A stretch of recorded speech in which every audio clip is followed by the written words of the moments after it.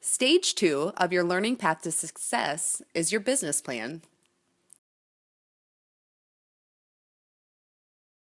In Stage 2, you will name your business, describe your business, identify features and benefits your product or service has, and make your product or service better than others.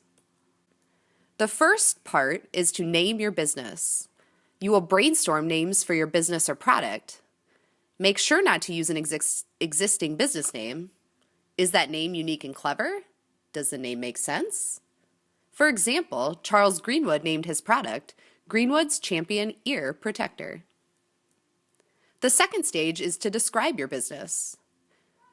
If you had been approached by a consumer, how would you describe your business to them? For example, Charles Greenwood described his earmuffs as, "I invented the earmuffs to keep people's ears warm. I will open a factory that will mass produce them to make them available to millions of people to protect them during harsh winters. They will eventually be sold in stores." The third stage is to identify features and benefits your product or service has.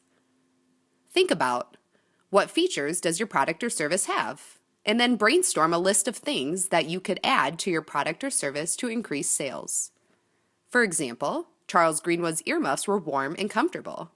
He eventually added a variety of colors to make his earmuffs more appealing to customers, which increased his sales. In Stage 2.4, you will decide what makes your product or service better than others. You will want to make a list of why consumers should buy your product over other similar products or services.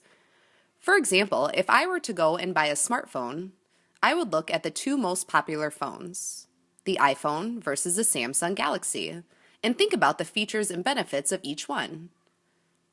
When I look at these phones, I see that an iPhone is more user-friendly, it has more color options, and the display is much nicer.